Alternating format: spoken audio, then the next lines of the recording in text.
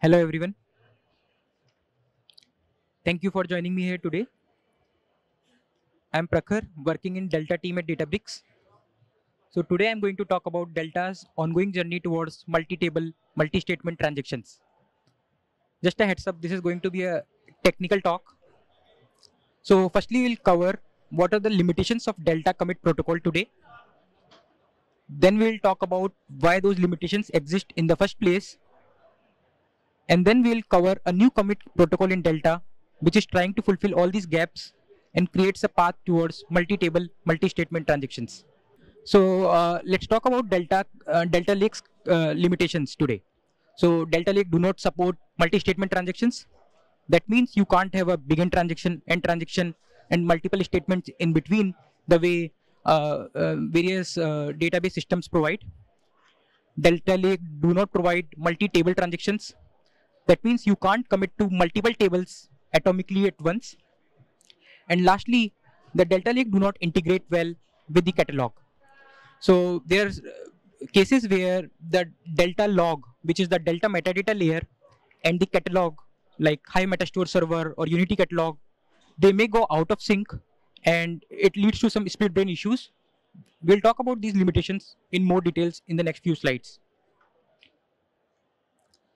So let's try to understand the root cause of all these limitations. Now, to understand the root cause, we need to go through the commit protocol of Delta today. So Delta Lake mainly uses file system based commits. Uh, Basically, a commit is like creating a file called version.json in the table directory. So whoever creates this file first wins.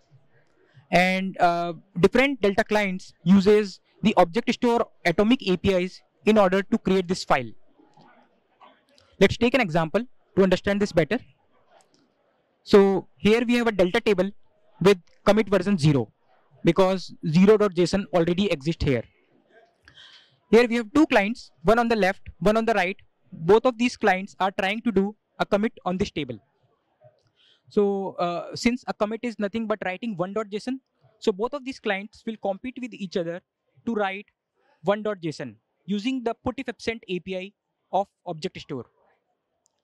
Now in this case, the left one won writing one.json and the right one failed. Note that since these clients are using a putifabsent API, so only one of them can win writing to this table. If the client one succeeds, the client two must fail because the file one.json already exists. Now the query two, the right side query, the commit failed. It has to retry. So it will try to do commit two to this table. So it has to resolve conflicts that there are no logical conflicts against version 1, and then it will try to do commit 2.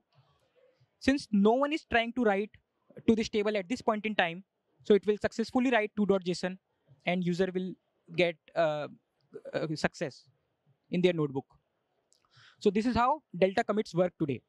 You can see the Delta Lake heavily relies on the putifabsent API in object store to make sure that different clients do not overwrite each other's commits.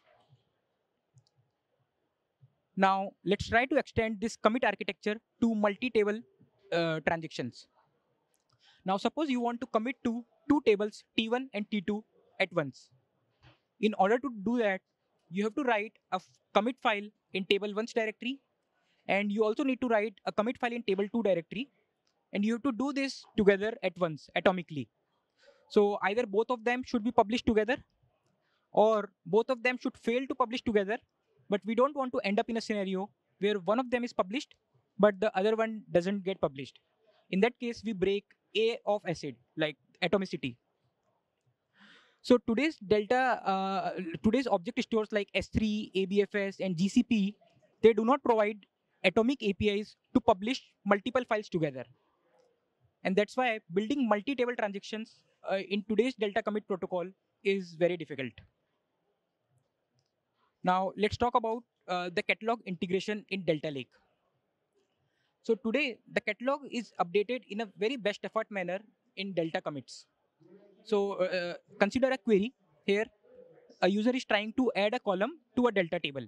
by running the command alter table add column. So today the source of truth for everything in Delta is the Delta log.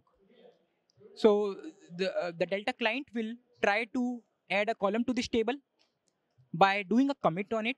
So this is step one. So since this table was already at version 21, so the Delta client wrote 22.json to update the schema of this table. Now, after doing this, the next step that Delta client do is it will update the schema in the catalog. It could be HMS or UC based on how the table is configured. Once the catalog is updated, so your Delta log and the catalog, they both are in sync with each other. And any consumer of this information will see the right results. Now, suppose your step one succeeds, but step two fails. In that scenario, your catalog has the outdated schema. It is not updated with the new column uh, instantly. In such a scenario, we'll see stale results. So the consumers will see stale results and it could lead to unexpected issues. So this is extremely rare situation. It happens only when step one succeeds, but step two fails. But theoretically, it is actually possible. Suppose your cluster die because of spot node failures, and so on. So the root cause of this problem is here the step one and step two are not atomic, and you can't make it atomic because one of the step is trying to write to S3, the other step is trying to contact catalog and do some changes. Okay, so till now we have seen various limitations of Delta commits. Now we'll talk about a new commit protocol called coordinated commits, which tries to fulfill all these gaps. So basically, coordinated commits is a new open commit protocol which is designed to be more flexible as well as pluggable as compared to the old commit architecture. With coordinated commits, each table is assigned a commit coordinator. The commit coordinator is responsible for brokering all the commits on the table. Whenever a Delta client wants to do a commit, it contacts the commit coordinator, and the commit coordinator decides how it wants to pursue the commit based on its own specification. We'll cover commit coordinator in more detail in the next few slides. So note that this is a completely open commit protocol. Basically, anyone can define a very simple API and become a commit coordinator. The API will cover in the next slide. And this is part of the Delta 4.0 preview, which was launched today morning. So please give it a try and provide your feedback. Okay, so this is the interface for becoming a commit coordinator. You can see it has two methods at high level. One method is for doing the commits on the table. The other method is to retrieve the commits from the table. Now, any catalog, vendor, engine could simply implement these two methods at high level and become a commit coordinator for the table. So basically, this is pretty simple, flexible, and powerful interface. Okay, now let's look into how the commits will look like in this new world with coordinated commits. So here we have three sections. The left section denotes the Delta client, which is trying to execute a query. The middle section denotes a commit coordinator. And the right section here denotes the object store, like S3. So firstly, the Delta client will do changes to the table by writing new files based on the query. For example, if the user is running an insert query, you have to create new Parquet files with the required rows. That is step one. After that, step two, the Delta client will try to figure out who is the commit coordinator for this table so that it can contact the commit coordinator. Step three, it requests the commit coordinator to do the commit. Now, step four, the commit coordinator receives the commit request, and now it's responsible for doing the commit, not the Delta client anymore. So the commit coordinator here basically writes a temporary commit file in the commits directory. So it writes, let's say, a 4.uid.json file. So this is a unique commit file. And then as step two, it updates its internal storage to reflect that commit 4 is represented by this file. So you can see the storage box is going to get updated with for this new mapping. So, so note that when the temporary file was written in S3, the commit was not done. But when the storage, the commit coordinator updates the storage, at this point, atomically the commit is done, and all the readers to this table will see this file using the get commits method shown in the API. So this is how coordinated commits changes the atomicity point from object stores to an external system which is defined by the commit coordinator itself. Since the commit is successful, so user gets a success in the query. Now here are some implementation details. So the information about who the commit coordinator is for a table is stored in the delta log in table's metadata directory. This makes sure that all the writers can easily find this information and always use commit coordinator to commit to this table. This is a writer table feature. That means any client, once you have a coordinated commits table, all the delta clients must use all the delta client must be aware of coordinated commits in order to write to this table, because they have to contact the commit coordinator. Okay, so in the previous example, we have seen that commit coordinator was maintaining a mapping about what is the commit version and what is the commit file it points to. So this mapping could be stored anywhere. It depends on the implementation of the commit coordinator. So if your HMS is your commit coordinator, or Unity catalog is your commit coordinator, then it could use your underlying RDS or MySQL or anything. If you have a commit coordinator based on DynamoDB, then it could use AWS DynamoDB to store this mapping. Basically, any persistent storage system could be used to store this mapping. So till now, we have seen how writes works with coordinated commits. So this table that commit coordinator is mapping is the source of truth now. It contains what are the legitimate commit files in this table. So every reader to this table now must go to the commit coordinator if they want to read this table. Now, in order to make this backward compatible, the commit coordinators have an option to backfill the commits at a later point in time.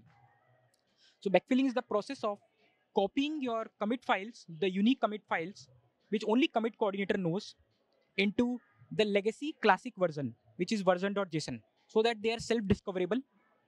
For example, in this case, a commit coordinator is tracking two commits, version 2 and version 3 here. Now the commit coordinator could decide to copy this 2.uidp.json into 2.json. Then, so commit 2 is backfilled here. It could do the same for version 3 by copying that file. So commit 3 is also backfilled here. Now at this point in time, the commit coordinator is not tracking anything. So any delta client, any old delta client or new delta client who don't know coordinated commits, they could simply look at the table directory and they will be able to identify commit 0, 1, 2, 3 by themselves, and they will be able to read this table. So this is how we can make coordinated commits backward compatible by backfilling eagerly. So commit coordinators are encouraged to backfill as soon as possible. Note that if all the commits of the table are not backfilled, in that case, the delta readers might see a stale view of the table. For example, consider that commit 2 is backfilled, but 3 is not. So 3 is still tracked by the commit coordinator. So only commit coordinator knows which file of these two is valid. At this point, if any older delta client, let's say delta 1.0 or delta 2.0, which do not understand this new commit protocol, they will look at the table directory. They will only find file 0, 1, and 2, and they will see a stale view of the table. Okay, so now we have covered how writes as well as reads work with coordinated commits. Now let's try to see how the limitations that we explored in the first few slides are fulfilled with this new commit protocol. So with coordinated commits, your commit coordinator could be anything. So your catalog could be a commit coordinator. In that case, it gives us catalog-based commits. Now let's take the same example again. So we have a query, alter table, add column. So user is trying to add one column to this delta table. Now, since this is a coordinated commits table, the commit must go via the commit coordinator. So your catalog, which could be HMS or Unity catalog or anything else, receives the commit request. Just a minute. Yeah, it receives the commit request. Now at this point, the catalog could decide whether it wants to take this commit or not. Maybe the catalog don't want to allow user from upgrading the schema to the table. If it wants to allow, it could write the commit file first in the commits directory and then update its mapping by persisting it in the database, in the RDS. At this point, it could also update the schema of the table that it maintains. So both of these operations could be done atomically, since both of these are like two RDS update queries, which any MySQL or relational database provides. So this is how coordinated commits allows catalogs to control the commit and define the atomicity. And it solves the split brain issue that we discussed in the previous slide. Now let's talk about multi-table, multi-statement transactions. So with coordinated commits, one thing is guaranteed. Every commit to the table will happen via your commit coordinator. So essentially your commit coordinator becomes your central transaction manager, which is a key requirement for building multi-table, multi-statement transactions in any system. So the next step for us here is to extend the commit coordinator API to support multiple tables. This is still in design phase in Delta, and but I can show an illustration of how this may work. So consider this multi-table, multi-statement transaction that the Delta client is trying to do. So it has two statements. The first statement is trying to insert a row in the table, and the second statement is trying to delete some rows from table 2 based on the output of table 1. So this is a multi-table, multi-statement transaction. On the right side, we have the commit coordinator API, which has those two methods, the commit and the get commit method, plus two additional methods to start and commit the transactions. And on the bottom, we have the state that the commit coordinator is maintaining internally. So the table 1 is at currently version 12 and table 2 is at version 88 here. So, and there are no active transactions on this table. So now the Delta client will execute the statements one by one from top to bottom. So when it executes begin transaction, it will contact the commit coordinator. The commit coordinator will issue a transaction ID. In this case, it issued transaction X as the transaction ID. Next, it will execute the next statement, which is inserting rows in T1. So for this statement, we need to do a commit to this table. So at this point, we'll contact the commit coordinator from Delta client and we'll also pass the transaction ID. You can see the additional parameter transaction ID in the commit API now. So the Delta client, the commit coordinator will now do a commit to this table, but only under this transaction ID. So the table moves from version 12 to version 13 under the transaction ID. Then same will happen for table 2. It will move from version 88 to version 89 under transaction ID X.